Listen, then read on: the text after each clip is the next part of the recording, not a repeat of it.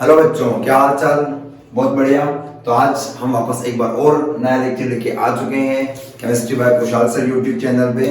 बच्चों, आपका प्रेम और आपका स्नेह इसी प्रकार बना रहा तो हम आपके लिए ढेर सारी वीडियोस प्रोवाइड कराएंगे। बहुत सारे बच्चों के मेरे पास कमेंट्स आते हैं, बहुत सारे बच्चों के मैसेज आते हैं कि सर हमको शॉर्ट ट्रिक में वैलेंस इलेक्ट्रॉन निकालते सीखना है, हमको वैलेंस इलेक्ट्रॉन याद नहीं रहते हैं। तो क्या सर इसका कोई जुगाड़ है जिससे हम आसान वे में वैलेंस इलेक्ट्रॉन निकाल सकते हैं? तो बच्चों, सबसे पहले ये समझो कि वैलेंस इलेक्ट्रॉन होते क्या है। बेसिकली कोई भी एटम होता है, उस एटम के आउटरमोस्ट शेल में जो नंबर ऑफ इलेक्ट्रॉन्स होते हैं, उस इलेक्ट्रॉन के नंबर को हम क्या कहते हैं? उसका वैलेंस इलेक्ट्रॉन। क्या कहते हैं बेटा? Valence electron. जैसे मैं अगर एग्जांपल लूं तो मेरे पास कार्बन है, इसका एटॉमिक नंबर होता है 6। अगर मैं कॉन्फ़िगरेशन लिखूं तो मेरे पास कॉन्फ़िगरेशन बैठेगा 1s2 2s2 and this is the your 2p2। इस टाइप से इसका कॉन्फ़िगरेशन होगा। अब थोड़ा अगर विचार करें तो ये मेरा न्यूक्लियस है और न्यूक्लियस के पहले जो ऑर्बिट की बात करूं तो ये वाला ऑर्बिट होगा फर्स्ट, जिसको आप नाम दे रहे हो 1s। अब देखो, आप s के अंदर मैक्सिमम नंबर ऑफ इलेक्ट्रॉन जो आपको दिखते हैं उसका नंबर आपके पास 2 है। एनी डाउट आपको? नहीं है। कॉपी में के बेटर नोट करते जाओ। फिर दिया आपको 2s2 2p2। तो बच्चों 2s और 2p यानी कि ये आपका सेकंड वाला ऑर्बिट हुआ। ये आपका सेकंड वाला ऑर्बिट है जिसको आप 2s और 2p नाम दे रहे हो। अब देखो, s में 2 है और p में 2 है, इसका मतलब टोटल इलेक्ट्रॉन कितने हो गए? 4 हो गए। अब आप न्यूक्लियस से डिस्टेंस देखो तो सबसे बाहर सबसे लंबे डिस्टेंस पे मेरे हिसाब से ये वाला आपको दिखाई दे रहा होगा। तो वो ऑर्बिट जो सबसे बाहर होता है, this is the your outermost shell. Outermost shell, या फिर इसका एक नाम रखिए अपन वैलेंस शेल। Valence shell. अब किसी भी एटम के आउटर मोस्ट शेल में जो नंबर ऑफ इलेक्ट्रॉन्स होते हैं, उसी इलेक्ट्रॉन्स को उसकी क्या कहते हैं बेटा? वैलेंसी कहते हैं। तो वैलेंसी का मतलब होता है number of electrons which are present in the outermost shell. तो कितना बैठ रहा है? 2 तो यहाँ दिख रहा है, 2s में 2 है और 2p में 2 है, तो 2 और 2 कितने इलेक्ट्रॉन्स हो गए बेटे? 4। इसका मतलब कार्बन के वैलेंस इलेक्ट्रॉन कितने हो चुके हैं? 4 हो चुके हैं। तो वैलेंस इलेक्ट्रॉन के नंबर को ही हम क्या कहते हैं? वैलेंसी कहते हैं। तो आपके पास क्या बन गया है? वैलेंसी। तो कार्बन की जो वैलेंसी बैटरी है, वो वैलेंसी कितनी बैटरी बेटा? 4 बैटरी कार्बन की वैलेंसी। अब आपके पास अगर एक आध एटम और ले लो जिसकी वैलेंसी आपको निकालना है, फिर अपन पूरे पीरियोडिक टेबल में जितने भी मेजर एलिमेंट्स हैं जिनको हमको यूज करना होता है, जिनको हमको कंटिन्यू पढ़ना होता है, उनकी वैलेंसी हम पता करते हैं। तो सबसे पहले जो हमारे पास एलिमेंट है, अगर मैं सोडियम का निकालूं तो सोडियम का एटॉमिक नंबर होता है 11। कॉन्फ़िगरेशन बैठता है 1s2 देन 2s2 देन बैठता है 2p6 and next is the your 3s1। these shells is the your outermost shell, okay? Outermost shell, or in other word this shell is also called as valence shell. Valence shell, and the number of electrons which are present in this shell, this is called our valency, okay? This is your what? Valency. तो simple that sodium की जो valency होगी वो कितनी बैठेगी बेटा? 1 बैठेगी। तो आपको रटना नहीं है, आपको समझना है। आप कॉन्फ़िगरेशन लिखो, सबसे बाहर वाला जो ऑर्बिट दिखता है उसके अंदर प्रेजेंट इलेक्ट्रॉन को ही हम उसकी क्या कहते हैं? वैलेंसी कहते हैं, या फिर क्या कहते हैं? वैलेंस इलेक्ट्रॉन कहते हैं। अब देखो, आपके पास कोई भी एक आध एलिमेंट उठा लेते हैं जिनकी हमको वैलेंसी निकाल कर हमें कुछ और अच्छी बातें करनी होगी। तो मेरे पास सबसे पहले मैं एस ब्लॉक की बात कर लेता हूँ। एस ब्लॉक की, तो एस ब्लॉक की वैलेंसी मैं कैसे डिसाइड करूंगा? तो देखो, एस ब्लॉक के अंदर 2 ग्रुप्स होते हैं। सबसे पहले ये आपका फर्स्ट ग्रुप और ये आपका सेकंड ग्रुप, ओके? तो फर्स्ट ग्रुप के अंदर जो नंबर ऑफ इलेक्ट्रॉन्स बैठते हैं वो बैठेगा आपका hydrogen, then lithium, then sodium, potassium, rubidium, caesium and francium. ये एलिमेंट्स होते हैं। अगर मैं बात करूं सेकंड ग्रुप के अंदर की, तो यहाँ बैठेगा आपका बेरिलियम, मैग्नीशियम, कैल्शियम, बेटा हमारी कार स्कूटर, ये हो जाएगा बाप और ये हो जाएगा आपका राजी, इस टाइप से। अब देखो, ये हो गया आपका एस ब्लॉक। अगर मैं बात कर लूं आपके पास पी ब्लॉक एलिमेंट की, पी ब्लॉक एलिमेंट्स, तो पी ब्लॉक को बेसिकली हम 6 ग्रुप में डिवाइड करते हैं। सबसे पहले 13 group, then 14 group, then 15, then 16, then 17 and last में योर 18 ग्रुप। 13 के अंदर आएगा बेटा बैंगन, आलू, गाजर, इल थैला। ओके, अगर मैं आगे याद करूं बेटा तो कहे सीता जी सुनो प्रभु। और आगे बात करूं तो nitrogen, phosphorus, arsenic, antimony and क्या बेटा बिस्मिल। फिर आगे आ जाए ओरिजिनल, स्टाइल, से, टी, पो। ओके, फिर आगे आ जाऊं अगर मैं तो फिर कल बाहर आएगी आंटी। ठीक है बेटा, अगर आप आगे आ जाओ तो हेना, फिर बैठेगा आपका नेहा, आरती करे जे रघुनाथ। इस टाइप से आपके पास एलिमेंट अरेंज होंगे। तो आप थोड़ा सा डिस्कस करो बेटा कि जब आप इस पूरे ग्रुप का इलेक्ट्रॉनिक कॉन्फ़िगरेशन लिखोगे, इलेक्ट्रॉनिक विन्यास लिखोगे, तो इस पूरे ग्रुप का जो आपके पास विन्यास बैठेगा वो बैठेगा बेटा आपके पास NS1। कितना बैठेगा? NS1। तो NS1 के हिसाब से इसके आउटर मोस्ट शेल में कितने इलेक्ट्रॉन? एक इलेक्ट्रॉन है। और अगर यो समझ में आता है तो ये फर्स्ट ग्रुप का है, तो इसका वैलेंस इलेक्ट्रॉन कितना हो जाएगा? एक हो जाएगा। Very simple. अगर आप आ जाओ सेकंड के लिए, तो सेकंड के लिए क्या करोगे? सेकंड के लिए कॉन्फ़िगरेशन लिखोगे आप NS2। क्या लिखोगे आप? NS2। NS2 के हिसाब से जब आप बात करोगे तो कहीं ना कहीं आपको दो इलेक्ट्रॉन दिख रहे हैं NS2, S में दो है, तो इसकी वैलेंस कितनी हो जाएगी? 2 हो जाएगी। लेकिन आप 13 में आओगे ना तो 13 का बाहर का जो कॉन्फ़िगरेशन होगा वो होगा बेटा NS2 NP1। 14 के लिए होगा बेटा NS2 NP2। इसके लिए होगा आपके पास NS2 NP3। फिर होगा बेटा आपके पास NS2 NP4, then note NS2 NP5 and last is the your whole बेटा NS2 NP6। इस टाइप से होता है। अब आप तीनों, 2 और 1 कितने इलेक्ट्रॉन्स हो जाते हैं? 3। 2 और 2 कितने हो जाते हैं? 4। 3 और 2 कितने हो जाते हैं? 5। 4 और 2 कितने हो जाते हैं? 6। 2 और 5 कितने हो जाते हैं बेटा? 7। 6 और 2 कितने हो जाते हैं? 8। तो इस टाइप से आपको वैलेंसी निकालने में कोई ज्यादा लंबा चौड़ा गेम नहीं है। आप चुटकियों में इसकी क्या निकाल सकते हो? वैलेंसी निकाल सकते हो। या अगर आपको ऐसे याद नहीं रहता है तो बेटा पूरे ग्रुप में लिखो। पूरे ग्रुप में आपके पास ये 13 वाला है, ये 14 वाला है, ये 15 वाला है, ये 16 वाला है, ये 17 वाला है, ये कितना वाला है? 18।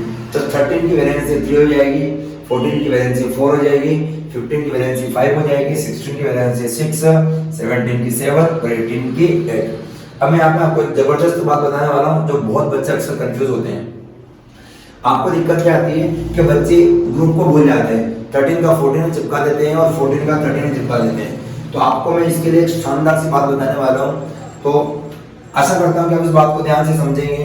तो देखो मैं जो बता रहा हूँ आपको कैसे याद रखना कि यार ये यहाँ का यहाँ आ जाए, यहाँ का यहाँ आ जाए, तो फिर क्या करेंगे? तो देखो हमको सेकंड एलिमेंट को पकड़ना है, सेकंड एलिमेंट को। तो एल्यूमिनियम का एटॉमिक नंबर आपको पता है, पहले 13 होता है, सिलिकॉन का कितना होता है? 14, देन फास्फोरस का 15, सल्फर का 16 और फ्लोरीन का कितना होता है? 17। जब आपने सेकंड एलिमेंट को देखा तो सेकंड एलिमेंट का एटॉमिक नंबर कितना आया? 13। So these are also belongs to 13 group. इस टाइप से आप इसको याद रख सकते हो। सिलिकॉन में 14 आता है तो 14 के हिसाब से कौन से ग्रुप का बैठ जाएगा? 14 नंबर का। तो बेटा ये 15 का 15, 16 का 16, 17 का 17 और ये जो आपका आर्गन है वो बैठेगा आपका 18 पे, तो 18 से कितना बैठ जाएगा? 18 हो जाएगा। तो आप इस प्रकार से भी बड़ी आसान से वे में क्या निकाल सकते हो? वैलेंस इलेक्ट्रॉन निकाल सकते हो, उसकी वैलेंसी निकाल सकते हो। तो वैलेंसी कोई लंबी चौड़ी खेत की मूली नहीं है। वैलेंसी को सिंपल भाषा में समझाऊं मैं तो किसी भी एटम के पास वो नंबर ऑफ इलेक्ट्रॉन जो उसके आउटर मोस्ट शेल में होते हैं और वो उसको बॉन्ड बनाने के लिए या तो वो डोनेट करे या कुछ भी करे, लेकिन कहीं ना कहीं उसके पास होते हैं, आउटर मोस्ट शेल में होते हैं। तो जो इलेक्ट्रॉन्स होते हैं उसी इलेक्ट्रॉन्स को हम क्या कहते हैं बेटा? उसकी वैलेंसी कहते हैं। तो बोले यहाँ तक कहानी आपको समझ में आती है? लगभग ये वीडियो 10-12 मिनट का हो गया होगा। तो कहीं ना कहीं हम लोगों को इस टॉपिक में लगे हाथ 1-2 टॉपिक और समझ लेने चाहिए ताकि बेटा हम कहीं ना कहीं आगे इस टॉपिक को कंटिन्यू करने में आपको दिक्कत नहीं आए। देखिए आपका जो चैप्टर का नेक्स्ट वाला पार्ट है, this is the your Lewis symbol. Lewis symbol बहुत बच्चों को दिक्कत आती है लेविस सिंबल निकालने में। लेविस सिंबल है क्या है? देखो सबसे पहली बार ये लेविस बंदा चाहता क्या था? कोई भी एटम होता है और वो एटम बॉन्ड बनाता है, तो पहली बार 2 एटम मिलकर बॉन्ड बनेगा, इस बात का आइडिया पहली बार किसी दिमाग में आया? लेविस के दिमाग में। लेविस आप सोच रहे हैं कि यार कोई भी एटम जब बॉन्ड बनाता है तो वो करता क्या है, वो किस टाइप से बॉन्ड बनाता है, उस चीज को उसने बहुत गंभीरता से रिसर्च किया, एनालिसिस किया, उसको पता चला कि यार वो कहीं ना कहीं वो क्या बनाता है? बॉन्ड बनाता है। तो कहीं ना कहीं बेटा हर एक एटम के आउटरमोस्ट शेल में इलेक्ट्रॉन होते हैं, भले वो 1 हो, भले वो 2 हो, भले वो 4 हो, भले वो 8 हो, कुछ तो इलेक्ट्रॉन उसके आउटरमोस्ट शेल में होते हैं। जैसे आपने अभी इतना सारा एनालिसिस किया और आपको पता चला कि यार इसके आउटरमोस्ट में 1 होता है, इसमें 2 होता है, इसमें 5 होता है, ऐसे आप इलेक्ट्रॉन्स की आइडेंटिफिकेशन कर रहे हो। तो किसी भी एटम के आउटरमोस्ट शेल में जो इलेक्ट्रॉन होते हैं, उन इलेक्ट्रॉन्स को जिस सिंबल से आप रिप्रेजेंट कर रहे हो, उसी सिंबल को आप जिस नाम से जानते हो, उस सिंबल को आप क्या कहते हो बेटे? Lewis symbol. और कहानी समझ में आई आपको? लेविस सिंबल क्या है? Lewis symbol, Lewis dot structures, that means this is the structure which indicates the number of valence electron which are present in the outermost shell of an atom is called as Lewis symbol. For this statement we are using the molecules. This statement, this definition is also called as Lewis structures. So everybody guys, देखिएगा क्या करना है। सबसे पहले अगर मैं किसी भी एक एलिमेंट को पकड़ लूं, मैंने पकड़ रखा है मैग्नीशियम को, और मैं आपसे पूछूं बेटा कि मैग्नीशियम की वैलेंसी कितनी होती है, तो आप बोलोगे सर मैग्नीशियम की वैलेंसी कितनी होती है? 2 होती है। तो मैग्नीशियम के आउटरमोस्ट शेल में कितने इलेक्ट्रॉन होते हैं? आप बोलोगे सर 2 इलेक्ट्रॉन होते हैं। तो दोनों को कैसे रिप्रेजेंट करोगे? ये मैग्नीशियम हो गया, उसके बाद ये 2 इलेक्ट्रॉन्स हो गए, ये दोनों इलेक्ट्रॉन्स हो गए। तो ये रिप्रेजेंट करने का जो तरीका दिखा आपको, उस तरीके को आप क्या कह रहे हो?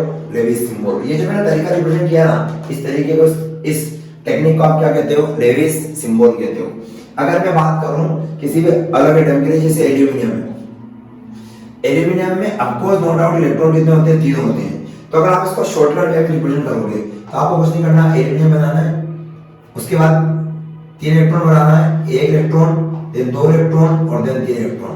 तो किसी भी एटम के आउटरमोस्ट शेल में जो इलेक्ट्रॉन्स होते हैं उसको रिप्रेजेंट करने का जो तरीका है, उस तरीके को आप क्या कह रहे हो बेटा? लेविस सिंबल कहते हो।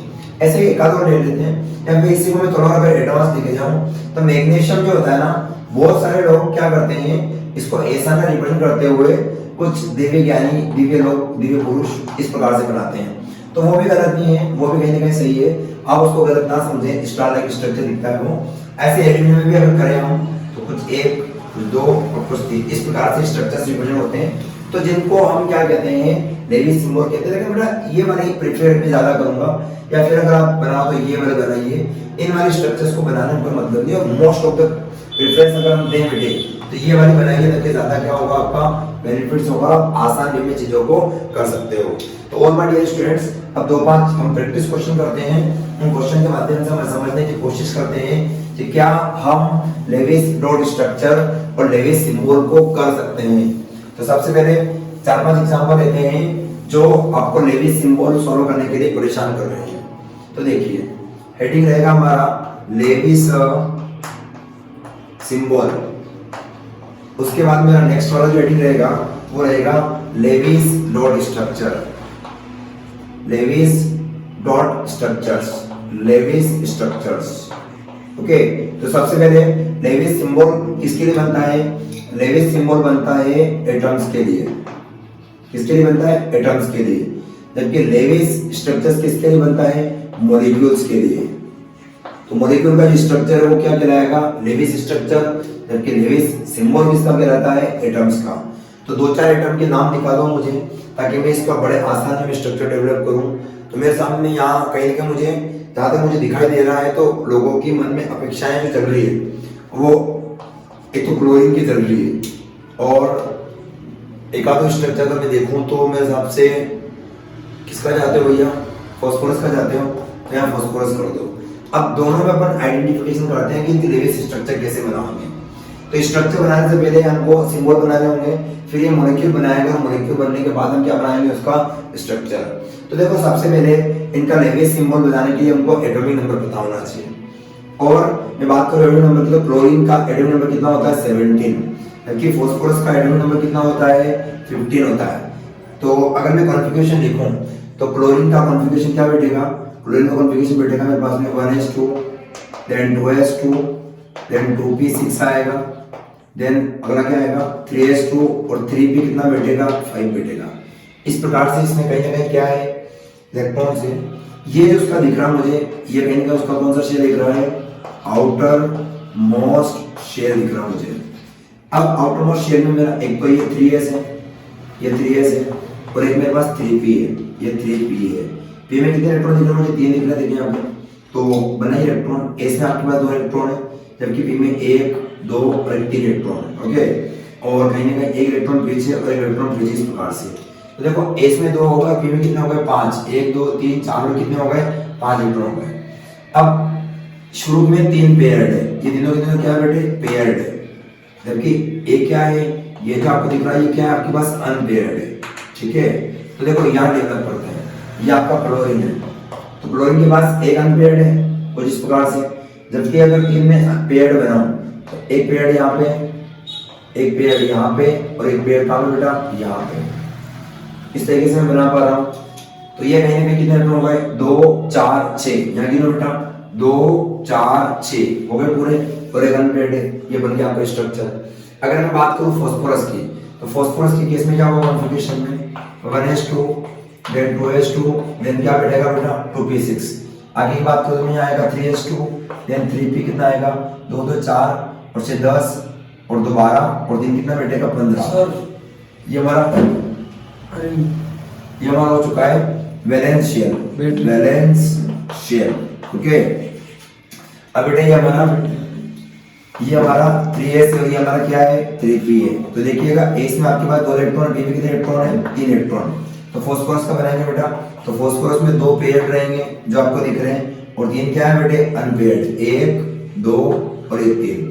तो आपको आसान समझ में आ रही बात? किसी भी एटम के अंदर जो वैलेंस इलेक्ट्रॉन होते हैं उनको रिप्रेजेंट करने का जो तरीका है इस डॉट की फॉर्म में, उस फॉर्म को आप क्या कहते हो? लेविस सिंबल कहते हो, लेविस संकेत कहते हो। लेकिन अगर वही तरीका एटम से हटके कहां चला जाए? मॉलिक्यूल के ऊपर, तो उस बात को हम क्या कहते हैं? उसका लेविस स्ट्रक्चर कहते हैं। क्या कहते हैं बेटा? Lewis structure. और लेविस स्ट्रक्चर आपको तब समझ में आएगा जब, आशा करता हूं कि आप बॉन्डिंग पढ़ चुके होंगे, आपको बॉन्डिंग आती होगी। तो कहीं ना कहीं मैं एक एग्जांपल लेता हूं, अगर आपको नहीं भी आती तो आप चिंता मत करो बेटा, सब चीजों का सॉल्यूशन है। तो एग्जांपल के तौर पे मैं बात करूं तो CO2 एक ऐसा स्ट्रक्चर है जो कहीं ना कहीं मुझे रिप्रेजेंट करने की कोशिश कर रहा है कि मैं किस प्रकार से लेविस स्ट्रक्चर बना सकता हूं। तो देखो, सबसे पहले आपका कार्बन, जो आपके सेंट्रल एटम में कार्बन है, मैं आपको पुराने लेक्चर में बता चुका हूं बेटा कि सेंट्रल एटम पहचानने के 3 तरीके होते हैं। पहला जो कम होता है, दूसरा हाइड्रोजन कभी सेंट्रल एटम नहीं होता है, और तीसरा जिसकी इलेक्ट्रॉन अट्रैक्टिंग करने की जो पावर होती है वो क्या होती है? कम होती है। तो वो तीनों सेंट्रल एटम की तरह क्या करते हैं? बिहेव करते हैं। तो आप कार्बन लिखो, तो कार्बन का जो इलेक्ट्रॉनिक कॉन्फ़िगरेशन लिखोगे तो वो कहीं ना कहीं क्या बैठेगा? 1s2 देन 2s2 देन क्या आएगा बेटा? 2p2। ये हमारा कौन सा शेल हो गया? Outermost shell. कौन सा शेल हो गया बेटा? Outermost shell. अब देखो, ये अगर आपके पास 2s हो और अगर ये बेटा आपके पास 2p हो, तो समझना इसमें 2 इलेक्ट्रॉन है, p में कितने इलेक्ट्रॉन है? 2। ये आपकी कौन सी स्टेट है? Ground state. और यहाँ पे आपके पास एक पेयर्ड है और 2 क्या है? अनपेयर्ड। तो ये कहीं ना कहीं हमारा काम बनने वाला नहीं है, तो हमको ग्राउंड स्टेट से कहाँ जाना होगा? एक्साइटेड स्टेट में। तो यहाँ के इलेक्ट्रॉन को जब तुम के ले जाओ ऊपर, तो बोलो कार्बन के पास अब अनपेयर्ड कितने हो चुके हैं? 4। तो 4 में से आप एक काम करो, 2 यहाँ बना दो और 2 यहाँ बना दो, इस प्रकार से आप 4 इलेक्ट्रॉन बना दो। अब आप क्या करोगे? थोड़ा सा विचार करो, इस ऑक्सीजन को लेके आओ। इस ऑक्सीजन के पास कितने इलेक्ट्रॉन है? ऑक्सीजन का अगर एटॉमिक नंबर यहाँ पे लिखूं तो ऑक्सीजन का एटॉमिक नंबर कितना होता है? 8। कॉन्फ़िगरेशन क्या बैठेगा? 1s2 2s2 और 2p4 होता है। ये मेरा 2s और ये मेरा क्या है बेटा? 2p। अब देखो s में कितने इलेक्ट्रॉन्स हैं? s में 2 है, जबकि p में कितने? 1 2 3। अच्छा, इन सबकी एनर्जी सेम है ना, तो इलेक्ट्रॉन्स मैंने एक-एक करके भरा। एक-एक करके क्यों बढ़ते हैं?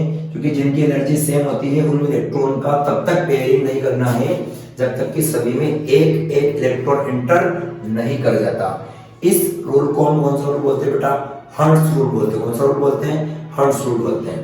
तो अब देखिएगा 3 हो चुके हैं, अब यहाँ पे पेयरिंग होगी, तो पेयरिंग कलर्स पेयर करते हैं, तो कुछ इस प्रकार से ये आपकी पेयरिंग हो गई है। अब आप देखो ऑक्सीजन कितने? 2 पेयर्ड है और 2 क्या है? अनपेयर्ड है। तो देखो मेरे पास ये 2 अनपेयर्ड है कुछ इस प्रकार से, और ये 2 पेयर्ड है जिनको मैं रिप्रेजेंट कर रहा हूँ। एक ऊपर बना दूं और एक कहाँ बनाऊंगा मैं? नीचे, इस तरह से रिप्रेजेंट करूंगा। ऐसे ऐसे अगर मैं एक और ऑक्सीजन में ले लूं तो ये मेरे पास सेम ऑक्सीजन एक और, इसमें सेम बन रहा है, 2 इलेक्ट्रॉन तो इसके पास क्या है, अनपेयर्ड है, और 2 इलेक्ट्रॉन उसके क्या पास क्या है, पेयर्ड है। यस, तो ये जो तरीका है, इस तरीके को, इस स्ट्रक्चर को हम किस नाम से जानते हैं, लेविस स्ट्रक्चर के नाम से। किस नाम से जानते हैं बेटा, लेविस स्ट्रक्चर। Very good. अब आगे चलते हैं।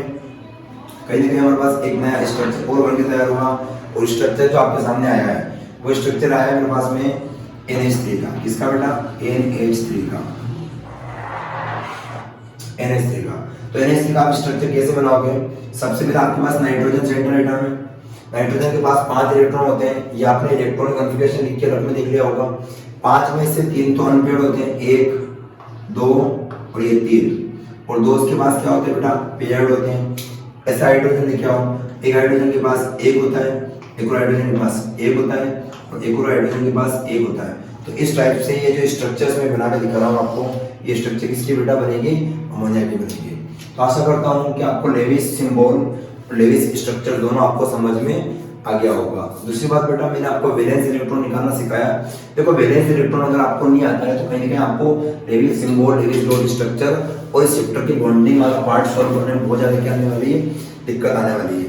तो बेटा इसी प्रकार से आपका इसमें आपका सम्मान, आपका प्रेम बना रहे, ताकि कहीं ना कहीं हम लोग इस रसायन के इस जगत को बहुत आगे तक लेके जाएं और आपके लिए निरंतर वीडियो प्रोवाइड कराते रहें। आप लोग जब वीडियो देखते हो, इसको लाइक करते हो, इसको शेयर करते हो, इसको कमेंट करते हो, सब्सक्राइब करवाते हो, सब्सक्राइब खुद करते हो, तो कहीं ना कहीं हम लोगों को एक नई एनर्जी मिलती है, उस एनर्जी के आधार पर हम लोग काम करते हैं। सही बात बोले बेटा, तो जीवन में इतना थकान आ जाती है, इतना थक जाते हैं काम कर करके, लेकिन जब कैमरे के सामने आते हैं तो ऐसा लगता है कि यार एक अंदर से एक आवाज आ रही है, तो आवाज हमको मजबूरी में प्रेरित करती है, आप लोगों की आवाज।